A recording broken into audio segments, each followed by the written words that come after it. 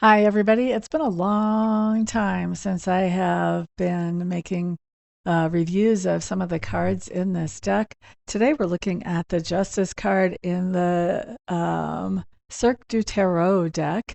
And so, the first thing that I want to talk about is kind of the visual impressions, because when I read psychically, so a lot of that has to do with the visual impressions.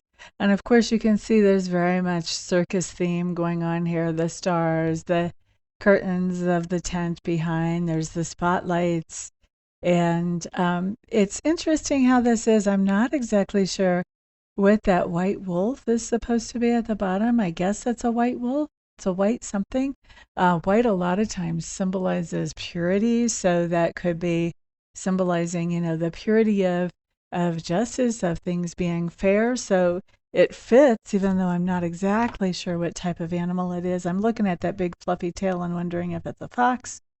But either way, the white is what is the important thing, I think, from that, and that's symbolizing the purity.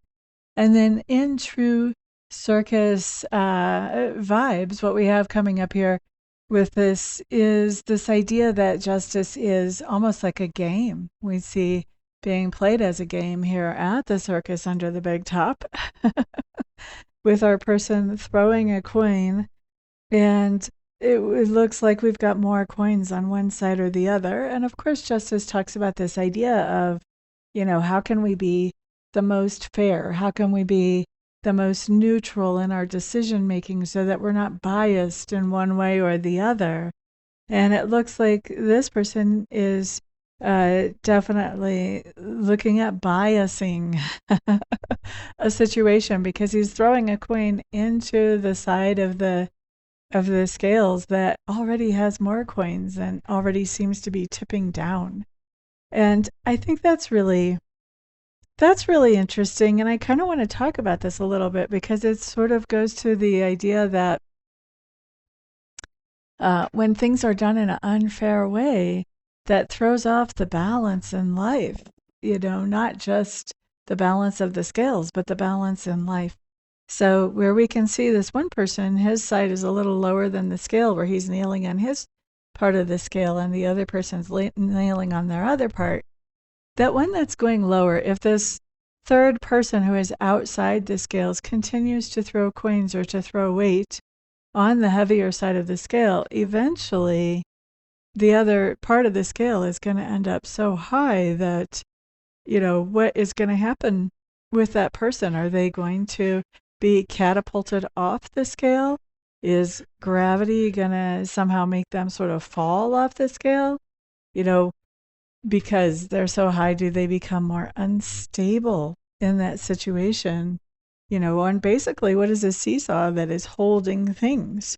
So I think that's an interesting reminder that when we don't do things fairly, we throw the balance off in life, in our relationships, in anything that we're involved in. If we don't do things fairly, then that balance is thrown off. And sooner or later, when the balance is thrown off, there are repercussions. The universe will bring in some kind of adjustment. And so this card, that particular part of this card really reminds me of that.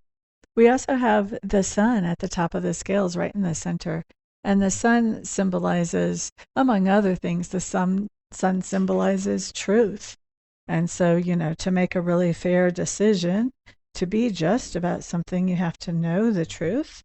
Because if what you're told is not true, and you're basing your decision about what's fair on what's not true, then that's a problem. But with the sun here, this talks about this idea of justice and things being done in a true way with clear and accurate information as a decision is being made. Now, looks, and I also want to go back to this idea of throwing more coins on the heavy side in this circus game as it's being depicted in this deck. It reminds me of, somebody putting their thumb on the scale in justice and sort of warping that. So it's interesting that in our justice card, instead of having a depiction that necessarily shows us somebody trying to have a fair outcome, we have somebody trying to throw the outcome off. So that's a very different take on how you would illustrate the Justice card normally. The other thing that really speaks to me on this card is this lamp or this lantern that is sort of sitting at the base of the center of our scales. It looks like a lantern. There's light emanating from it. That's not light that's coming from one of the spotlights. There's still light glowing out of it. So that tells me that's a lamp. That sort of goes along with some of what I was saying about the sun, that the light is what cleanses a situation and really can bring fairness to it. So we've got that symbolism of the sun at the top of that centerpiece, and the light at the bottom of that really talks about back to the idea of seeing the truth, having the truth be illuminated so that a fair decision can be made. Maybe even in spite of our little character trying to weight things down on one side and throw things up, put his thumb on the scale in a way, so to speak. And I just want to say there is construction going on just outside my window. And so if that's coming through, I totally apologize to you guys. I've gotten to the point that I can focus through it because it's been going on for so long now. But if it's distracting to you, I apologize. I have no way of covering that sound. But getting back to the cards, so those are my first impressions as I look at this card, and I want to read what the book has to say about it, actually. So, what do we have? So, all right, Justice. If this card comes up as what they call an ally in this book, so to me that says if it comes up right side up, because I do read reversals. But in an ally position, they say, how do we know who wins the game? Is it the player with the most coins at the end? Or it is the one who has baggage weighing them down? It is the one who is favored. Is it the one who is favored or the one that has been forgotten? Both perspectives could be correct. Each one could be considered winners. Winning is a weird and wonderful thing. It's more of a feeling and more of a knowing. It's more how you feel about the end result. The scales of justice are the scales of perception. Whether or not you think they're tipped in your favor is entirely up to how you perceive the scales. Perhaps this is exactly how justice is meant to be. Maybe there are no winners and there are no losers. Maybe everything is balanced in some cosmic order. Perhaps the player in you needs the player in your opponent. Without them, there would be no way of knowing if you have won or if you have lost. I think that's just word salad. Because they talk about maybe there is no winning and maybe there is no losing. And then they go to maybe you need an opponent to know who won. What? What? That seems like word salad to me. And I also, I see their point about winning or losing being a matter of perspective. At the same time, I'm also thinking about somebody who has a court outcome. I think they're pretty clear on who's the winner and who's the loser in most cases. So this is, to me, this is, I don't know, this is kind of like, on the other hand, the idea of perspective. Perspective matters in what we're creating for ourselves in the world. And so I think that our perspective is important.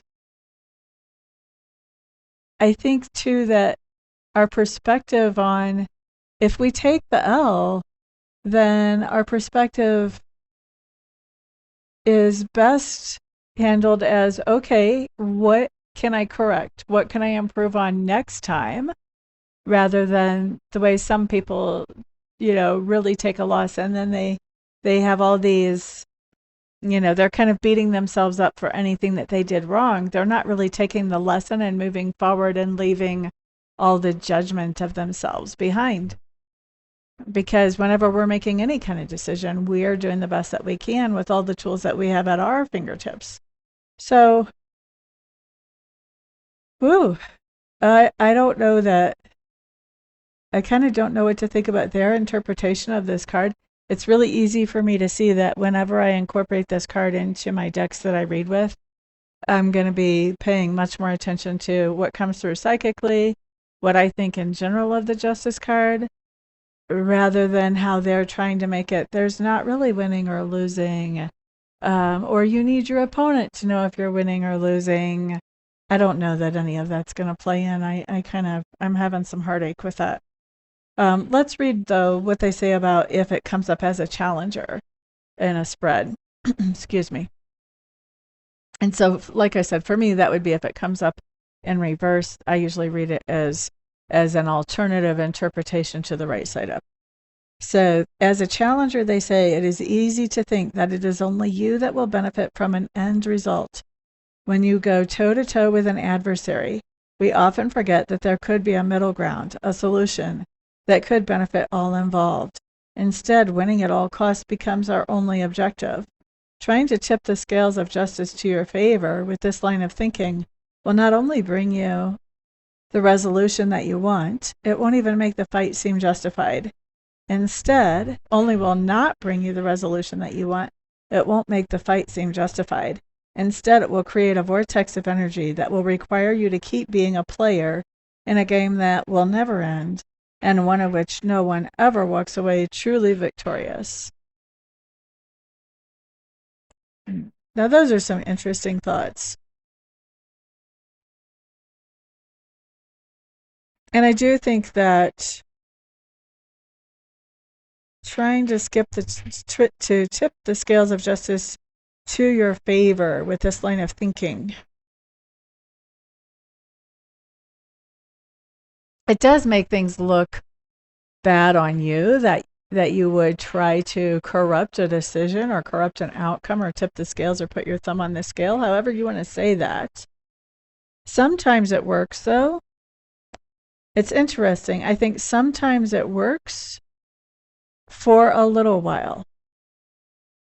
And I say that because karma will catch up.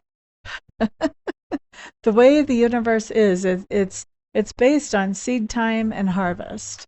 You plant your seeds and you harvest your fruit, and there's really kind of no way around that. And so whatever seeds you plant, if you plant seeds of corruption, so you will pay for that. You know, if you plant seeds for fairness, you will have the benefits of that. So, you know, the harvest always comes in. It may not come in when we expect it. So I really have to agree with them on that point. And I also kind of agree with them on the idea that this card in reverse probably would many, many, many times mean there's something corrupt about a decision that was made that would be impacting my client. It easily could mean that, or that something went askew about a decision that was made about my client or whoever I'm reading for. And so I'm going to say that I agree with their reversal interpretation much more than I agree with their upright interpretation or their ally interpretation. I'm going to say that normally for me, when I see justice, I do think when it's upright, it's a fair decision that's being made in a non-corrupted way. And in reverse, it's something that's unfair, that's being decided in a way that is biased or skewed or corrupted in some way. In general, the way that I read cards reversals, just honestly, they just mean something that's not exactly like upright. So there might be something just a little bit different. It doesn't have to be completely 180% different. But that's normally, for justice, it normally does come out to me as when it's in reverse that it's corruption, and when it's right side up, there's no corruption. And so the outcome really depends on, you know, of that decision depends on, did you go into the situation where somebody's making this decision in a good way, in integrity, or are they making a decision about you that has to do with something you did that was not done in integrity? Because that's going to determine your outcome. It will be fair, whichever way it goes. What it's going to depend on is what's the seed you brought into this situation. You know? And if your person who's making a decision makes an unfair decision, then that's when we get the card in reverse. There's still karma. Karma will still play out. And some people even see this card as a card of karma. So can see it in a bigger interpretation as, and I'm just talking about the Justice card in general at this point, but they can see this as maybe even not even a decision like a court or a union leader or patriarch of a family or matriarch of a family making a decision, but they can see this sometimes as the universe allowing that karma to come back to somebody, whether for the better or for the worse, depending on the seed that was planted. So a lot of people will read this card as karma coming back too. So that also is an interpretation that can be out there, that they did not even allude to karma in their interpretation that they give in the book, which is fine, because anytime you have a book like this, it's just giving you suggestions. It's giving you the ideas that the creators had when they first made the cards, but the cards always move. They're fluid. They breathe. They transform with the culture and with the society. And so the meaning, I teach people all the time when I'm teaching them how to read psychically, the cards are never going to mean the same thing twice. Very rarely, because the context is going to change them. The question is going to change them. But these are just some baseline suggestions that we're getting out of the book. And also, when I put my spin on it, these are the things that I have seen the most often from similar cards and what I would think of as I was looking at this card in a reading, if I was reading for somebody. So that's that. Let me go ahead and wrap this up. I hope that you guys enjoy this. Everyone have a great day. Bye.